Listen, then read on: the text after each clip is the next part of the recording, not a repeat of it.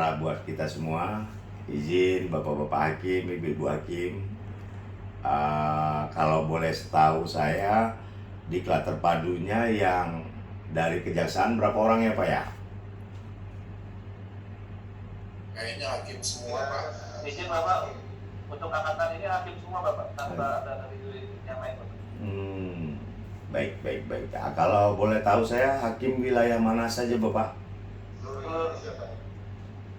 Ya wilayahnya, Dari Sabang sampai Merauke ada semua di Pak saya. wow ini luar biasa nih saat ini. Gianyar, Metro, Tondano, Rembang, Blitar.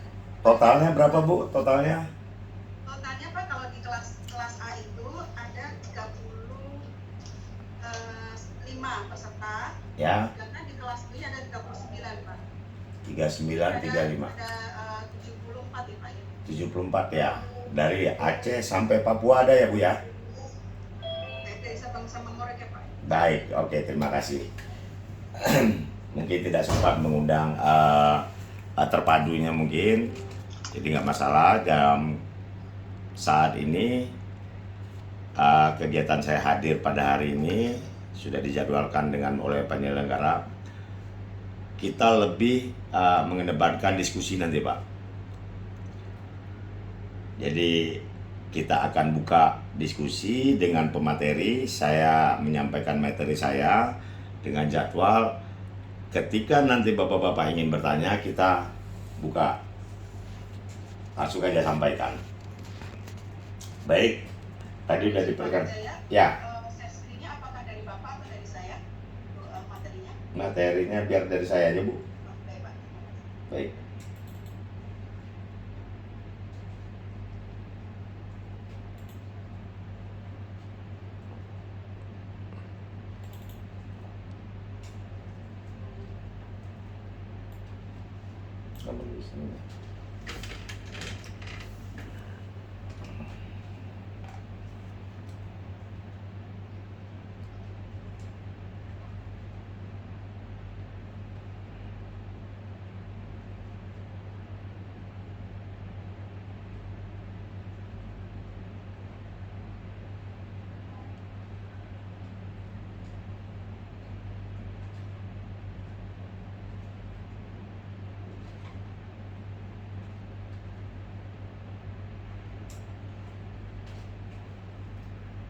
Baik, materi ini saya sampaikan dulu.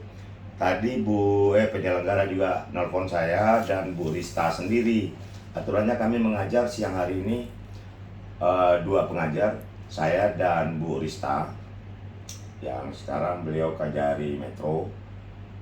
Kebetulan beliau ada berhalangan, ada kegiatan yang nggak bisa ditinggalkan dalam kebijakan kejaksaan dalam sistem peradilan pidana anak ini. Jadi panitia penyelenggara menyatakan ini gabungan 2 kelas. Mudah-mudahan jaringan kita bagus, tersampaikan dengan jelas. Kalau boleh saya tahu, bahan saya bisa terlihat dengan jelas Bapak-Bapak Ibu-Ibu? Jelas Pak. Siap. Jadi, tadi udah perkenalan singkat dari penyelenggara. Untuk kegiatan SPPA ini, saya juga berpikir, saya juga lagi belajar main YouTube. Jadi beberapa bahan-bahan tentang SPPA itu berada juga di dalam YouTube saya. Jadi channel YouTube saya nanti Bapak-Bapak bisa buka sendiri. Gambaran umum, terus bagaimana sistem penanganan, itu ada di YouTube saya. YouTube saya, channelnya tetap nama saya. Facebook, IG, itu tetap nama asli saya Pak. Jadi tinggal dibuka aja nanti. Nah, kalau udah buka YouTube jangan lupa like and subscribe-nya ya Pak ya. Jadi perkenalan, tadi saya sekarang tugasnya sebagai kasih upaya hukum luar biasa, eksekusi dan eksaminasi di Kejaksaan Tinggi Sumatera Barat. Sebelumnya saya di Kejaksaan Tinggi Riau sebagai kasih penuntutan di Pitsus, pidana khusus, dan saya baru 1 tahun 1 bulan bertugas di Sumatera Barat. Kebetulan ini tempat kampung saya sendiri Pak, jadi pulang kampung.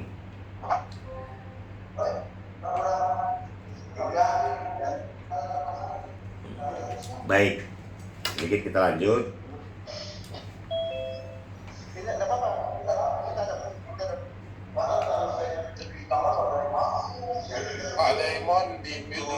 telepon. Tolong di mute dulu. Baik, terima kasih. Jadi, Undang-Undang SPPA ini disahkan pada tanggal 30 Juli 2012, Pak. Itu baru disahkan, belum dapat kita laksanakan, dan mulai berlaku 2 tahun ke depannya. Berlakulah pada tanggal 30 Juli 2014. Ketika undang-undang ini berlaku, untuk dapat melaksanakan ketentuan undang-undang tersebut, Recording in progress. wow,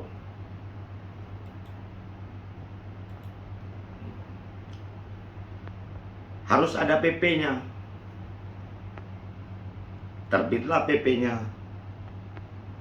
PP nomor 65 tahun 2015 untuk menjalankan ketentuan undang-undang tersebut. Berlaku diundangkannya pada tanggal 19 Agustus 2015.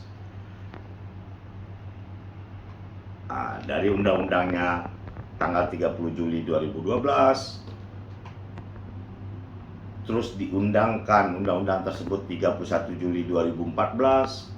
1 tahun ke depannya barulah bulan Agustus 2015 ada PP-nya. Lengkaplah, sempurnalah satu undang-undang yang dapat dijalankan, kita laksanakan, karena sudah ada peraturannya. Dari sini kita sudah terlihat 2015, sekarang 2022. Undang-undang tersebut udah ada 7 tahun kurang lebih. Dari undang-undang tersebut 7 tahun, untuk melaksanakan undang-undang ini kita harus mempersiapkan SDM, kemampuan untuk kita dapat menjalankan ketentuan ini. Dilakukanlah pelatihan-pelatihan, dibentuklah diklat-diklat, termasuk yang kita laksanakan pada hari ini. Udah 7 tahun kita tetap melaksanakan diklatnya, karena pada ketentuan undang-undang di dalam Undang-Undang nomor 11 tahun 2012 ini, aparat penegak hukum yang boleh memegang perkara anak, dijelaskan di situ, yang memiliki sertifikasi, baik penyidik anak, baik jaksa anak, baik hakim anak. Berapa lama sertifikasi dengan sistem diklat terpadu ini? 120 jam. Nah, dari 120 jam nanti bapak-bapak, ibu-ibu diberikan sertifikasi, dan sistem pengaturannya juga yang diinginkan oleh undang-undang tersebut minimal di setiap tingkat Polres penyidik anak ada 2. Di kantor Kejari jaksa anak ada 2. Begitu juga di pengadilan, hakim anak ada 2. Antisipasi. Jadi udah dipikirkan oleh undang-undang ini. Nah, di mana saja ada diklat SPPA dilaksanakan. Nah, dilaksanakan ada beberapa tempat. Pertama, diklat SPPA ini koordinatornya adalah Kementerian Hukum dan HAM, Pak. BPSDM. Nah, ketika nanti BPSDM mengadakan, saya juga tenaga pengajarnya di sana. Di mana lagi? Di Lendikpol Polri, di kepolisian. Terus di kejaksaan. Itu berada di kampus A Ragunan. Dengan jadwal masing-masing nanti, Pak. Di kepolisian nanti kapan, bulan apa. Di Mahkamah Agung, Megabendung, Pak. Jadi berputarlah kami sebagai trainer mengikuti di 4 institusi ini.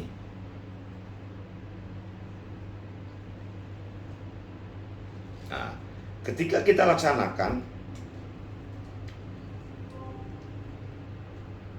ada beberapa masyarakat yang belum paham tentang adanya undang-undang SPPA ini. Dengan masyarakat yang kita saja aparat penegak hukum yang diberikan kewenangan untuk memegang perkara anak karena undang-undangnya ya baru 7 tahun.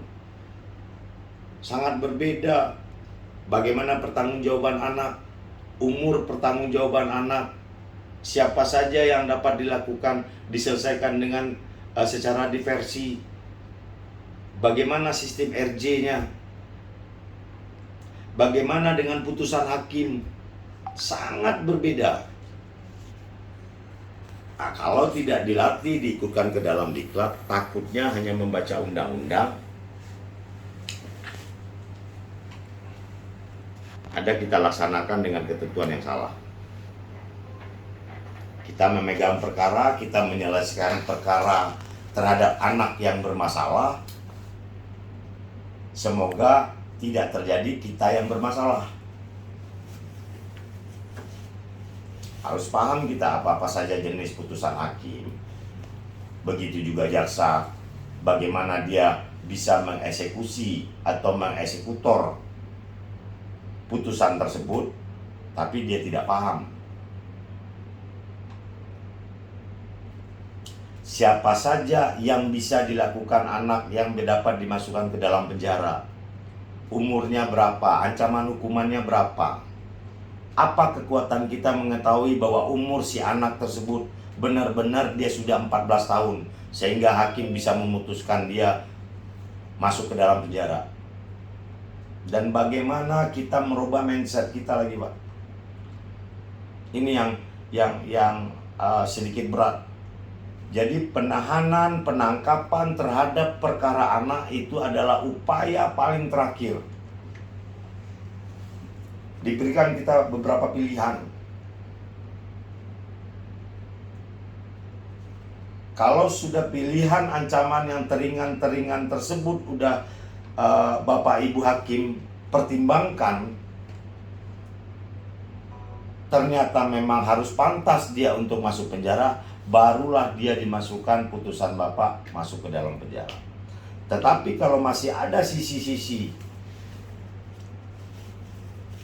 bahwa ini dapat dibina, orang tuanya ada, Bapak-bapak Ibu-ibu dipertimbangkan, jangan mudah memberikan putusan terhadap perkara anak, harus dilakukan penahanan. Nah, perubahan ini yang saya harapkan Bapak-bapak Ibu-ibu selaku hakim dapat mempertimbangkan sangat untuk perkara anak. Di sini kami jelaskan kesiapan kejaksaan dalam tingkat diversi pada tingkat penuntutan.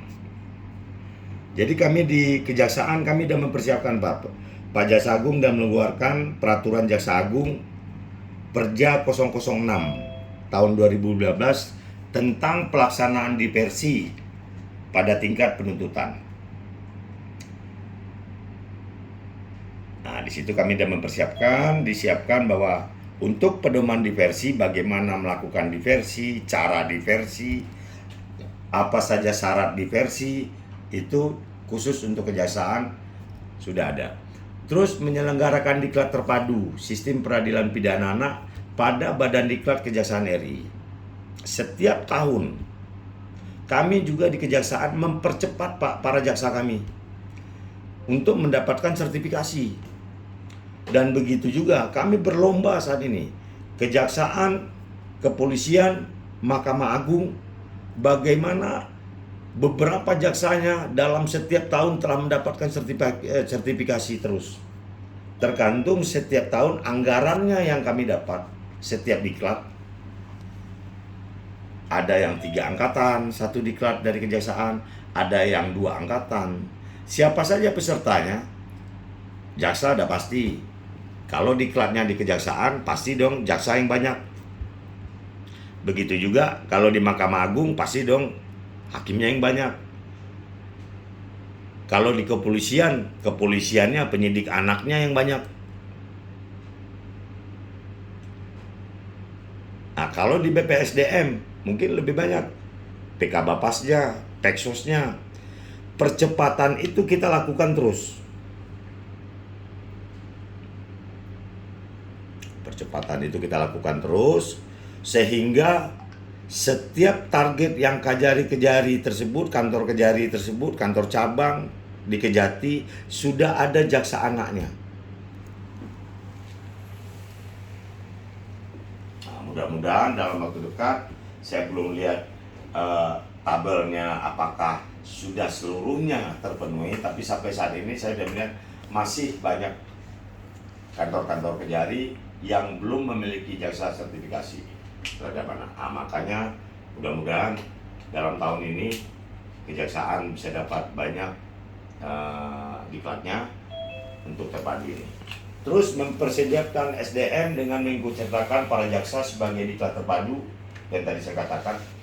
Jadi diklat terpadu walaupun yang diutus jaksa, BPSDM atau Hukum dan HAM akan memanggil 5 orang jaksa untuk didiklat baik di Mahkamah Agung. Ini harapan saya tadi bisa di Mahkamah Agung diklat terpadu. Terus membuat formulir administrasi perkara khusus untuk sistem peradilan pidana anak. Jadi tidak digabungkan lagi register kami dengan perkara-perkara orang dewasa. Mempersiapkan infrastruktur berupa ruang khusus anak atau RKA. Ini di setiap satuan kerja di lingkungan kejaksaan. Gunanya apa? Pada saat proses tahap 2, ketika perkara anak dilimpahkan, dinyatakan P21 oleh jaksa, persiapan untuk tahap 2. Anak dilakukan tahap 2 tidak bisa digabungkan dengan tahap 2 perkara orang dewasa. Nah, dengan harus adanya ruang khusus anak, maka anak dilakukan situ. Ya, ruang khusus anak ya seperti keadaan di dalam rumah. Kasih wallpaper, kasih bantal, kasih apa. Jadi dengan ramahnya ruang khusus anak tersebut, disitulah dia mau bercerita nantinya. Tapi kalau digabungkan dengan orang dewasa, ada pintu sel di belakangnya. Setiap kita tanya, matanya ke belakang. Aku mau masuk penjara nih, aku masuk sel nih. Kapan dia akan mau bercerita masalah kasus yang dia dilakukannya? Nah, jadi itu sudah dipikirkan.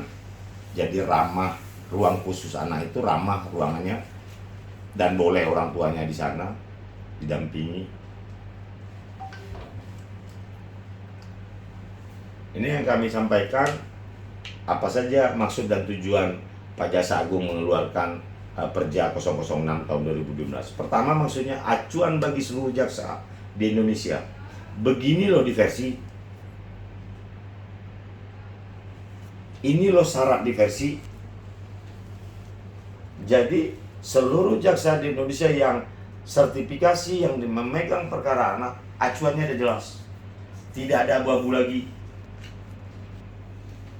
Apa saja syarat diversi? Ancaman hukuman yang di bawah 7 tahun. Berarti sampai 7 tahun, 363 itu bukan diversi. Bukan merupakan pengulangan tidak pidana. 2 itu jelas. Tidak ada lagi yang diabu-abukan, diragukan, didebatkan. Tidak ada lagi. Muncul pertanyaan, oh Pak, di Perma 004 Pak beda Pak.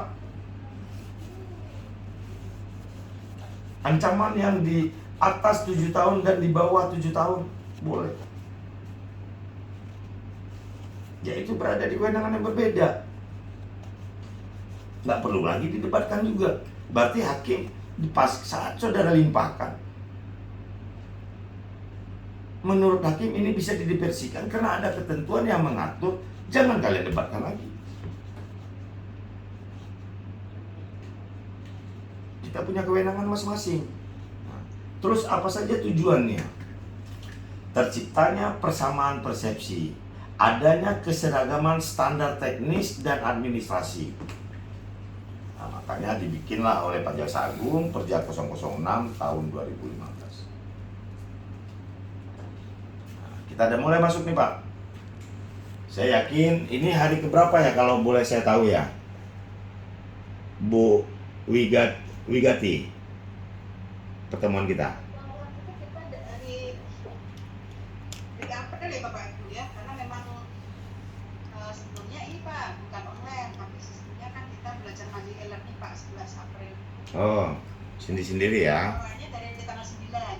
Nah, 9 sampai 19 Mei nanti Pak. baik, kalau yang materi yang lain ini saya materi yang ke hari keberapa?